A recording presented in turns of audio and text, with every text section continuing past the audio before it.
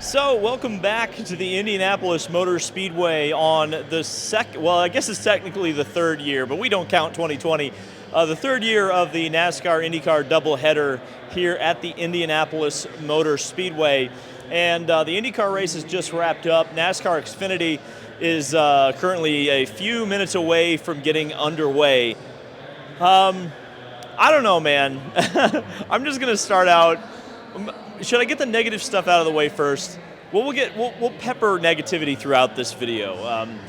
Number one, race was a snoozer, unfortunately. I have to say, and especially kind of contrasted with the excitement of Iowa, where it was, not only an oval, and I know that's kind of an overblown criticism between oval racing and road racing, or at least one that's kind of played itself out, where oval racing is typically viewed as being more exciting than road course racing. You didn't have the strategy, you didn't have a lot of the passing, the cars were really spread out. I sound like a boomer saying all this, but at the end of the day, it's kind of true, and you're one mechanical failure away with Colton Herta from this being a truly, completely unmemorable race, because at that point, you've got to pass for the lead with Felix, and then once Felix was out of the picture, Herta seemed to be gone. It was the only thing that slowed Herta down was his bad luck. But it is a good day for Alexander Rossi, who picks up his first win in 3 years. The last one coming, believe it or not, at Road America in 2019. Good for Alexander Rossi. Apparently a few people made a lot of money betting on Alexander Rossi. Unfortunately, I was not one of them. At some point it had to happen, and it certainly looked like since Alexander Rossi signed with Arrow McLaren SP, his performance level has gone through the roof, and naturally, all of a sudden, he is right back to kind of the old Rossi, kind of elbows out, able to win races, able to compete for the podiums and championship points that are so important, and I think he'll carry that momentum through to Arrow McLaren SP. However, it seems as though Arrow McLaren SP needs to be a little more easy on their tires, because I can't believe how much Felix fell off the pace after qualifying on the pole, and Pato O'Ward was not much better today. So, very strange day. Let's take a look at the finishing results. Like I said, Alexander Rossi winning for the first time in 3 years. Christian Lundgaard, who has been so good here, actually was in the same car as he was in last year, takes second, his first podium finish of his career, and the first podium finish for Rahal Letterman Lanigan overall this year. Will Power finished on the podium and takes over the points lead. Scott McLaughlin had a really good day today. Lots of people were confusing. Look, Tony Donahue's here. Oh, you can't see him because he's messing. Hi, we're just going to cut in with Tony Donahue. Scott McLaughlin he may or may not have made a lot of money on Alexander Rossi today. You should go ask him for a beer. Scott McLaughlin finished fourth. Rinus VeeKay, who's been so good here in the past, finishing in fifth position, top five for him. Graham Rahal, a good, really pretty solid day for Rahal Letterman Lanigan. Scott Dixon came from deep in the field into the 20s, and of course Felix Rosenqvist started on the pole, but just fell through the field, unfortunately. Alex Palou, who's been under such media fire, was the second highest finishing Ganassi car, but there's not much to say about that. Marcus Ericsson lost the points lead today, but that was really decided yesterday when he started from last position after a failure in qualifying. Pato O'Ward just behind him. Bad weekend for Arrow McLaren SP, which it looked like it was going to be a very good weekend. David Malukas continued to battle with his teammate Takuma Sato. You've got the Callum Ilott car just behind him, the 77. He just re-signed for the next couple of years. Takuma Sato and Romain Grosjean, lots of F1 guys all together there. Connor Daly, a bad day for him, and he got a penalty for blocking. Got very, very angry at the driver right behind him, who was Devlin DeFrancesco. We had a little bit of beef today. Another driver who was definitely elbows out was Helio Castroneves, but did not have the finishing result to show for it. Jack Harvey really outperformed by his teammates at a track that he has actually exceeded expectations on many times in the past. Dalton Kellett and Jimmy Johnson. Jimmy was actually a leader at one point, a top 5 car, but the strategy was very, very strange. He had actually mid-pack pace for sure. Kyle Kirkwood, just a terrible day for him, but not any worse than Colton Herta, who fell out of the race while leading.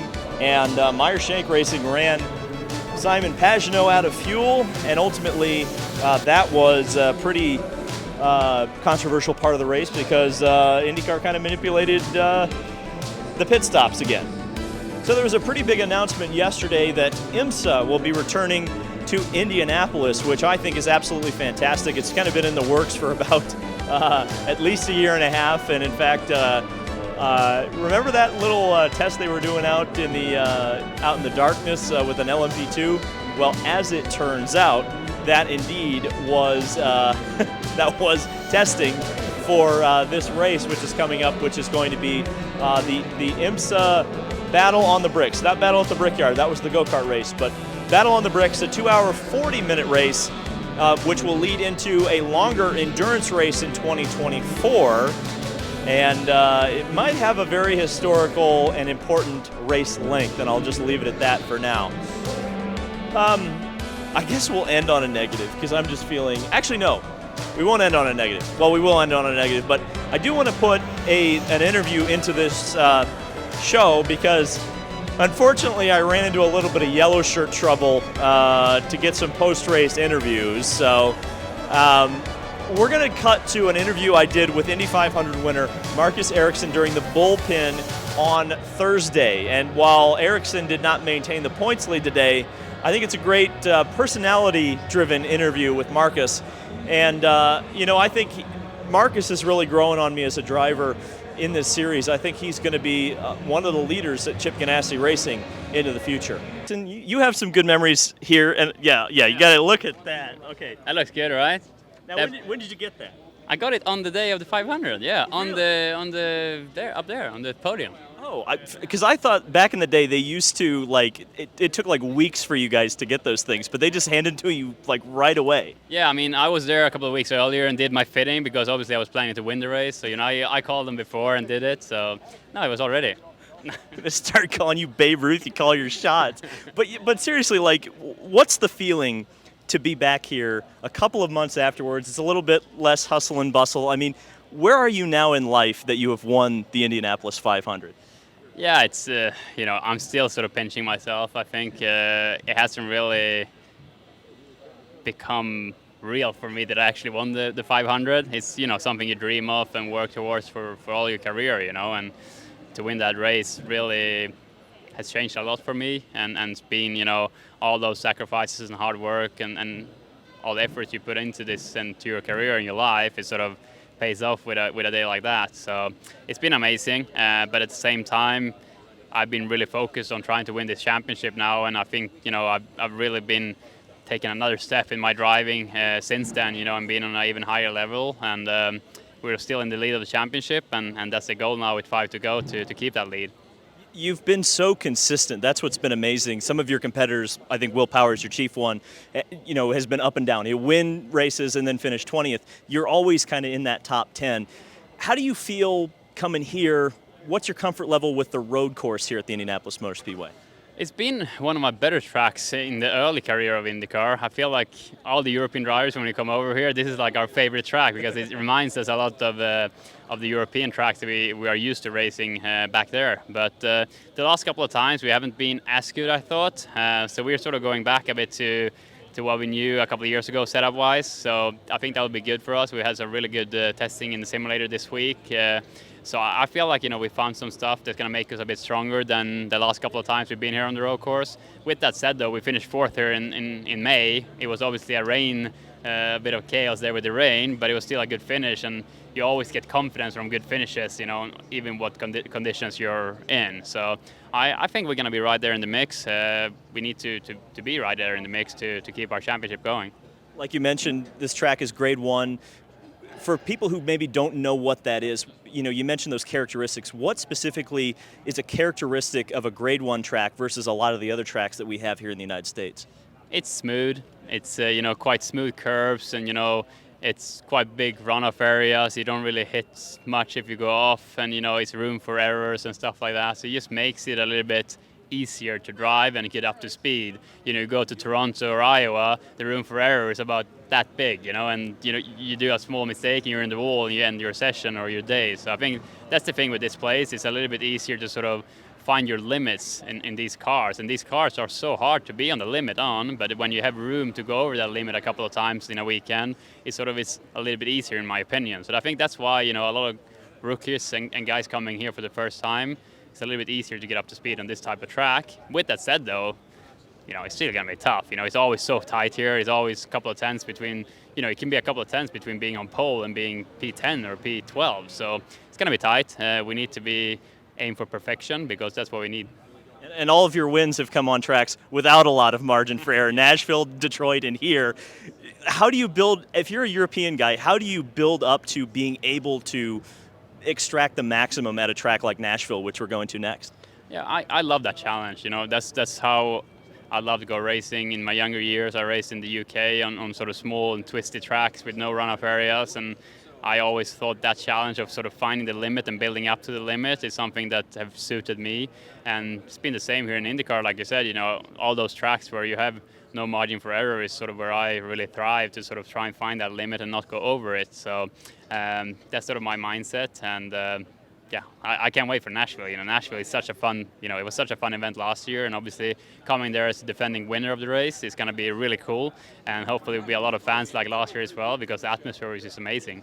And finally, just some commentary on this weekend, and maybe I'll feel a little bit less black-pilled at the end of the Cup race tomorrow, but ultimately, no one was coming to this thing for an IndyCar race, and it was evident by the crowd. I think there was about 7,000 people here when this thing started, and as the time went on and people were starting to show up for the NASCAR race, all of a sudden there was a crowd here. IndyCar being a support race as its own track, I think, is not a good look. Running the Indy GP course 2 times a year, not a good look. And frankly, I think NASCAR and IndyCar running on the same weekend is too much of a culture clash. They even have to change the music when the NASCAR stuff comes up. They go from EDM and rock to straight country music because the fan bases are so different. In fact, when the IndyCar race left, there was a mass exodus of people both coming in and out of the racetrack. So, I'm sure it makes money for IMS. I mean, every ticket sold here is essentially gravy because it's paid for by NBC this weekend. It's because it's a NASCAR race, and that's how the TV deal works. But, this should be a NASCAR weekend, and frankly, it should be on the oval with Cup, and Xfinity should be at IRP. Because shout out to IRP, they hooked me up and got me out there for the truck race yesterday, and that was just fantastic racing. That was stock car racing at its best. Really exciting, really entertaining, and that's the kind of product I think not only do casual stock car fans want to see, but the hardcore ones want to see. Indianapolis Road Course, it puts on a good show for Xfinity. We'll see, I guess, with Cup with the next-gen car, but I don't know, man. I think going back to the future in a lot of ways, meaning IndyCar is not running so much on the road course, if at all, and NASCAR running back on the oval, I think, is the way to go. But, yeah, I don't know. Interesting weekend, busy weekend, lots of racing. I guess the one good thing about this is that this is a week in Indianapolis where you can go see USAC, sprint cars on dirt. You can go see stock cars of all varieties at IRP, trucks, Xfinity on the road course, Cup on the road course, IndyCar on the road course. Pavement Midgets on Monday with Kyle Larson. We'll be there. So lots of interesting and fun things still to come. So thank you guys, and we'll see you in the next video.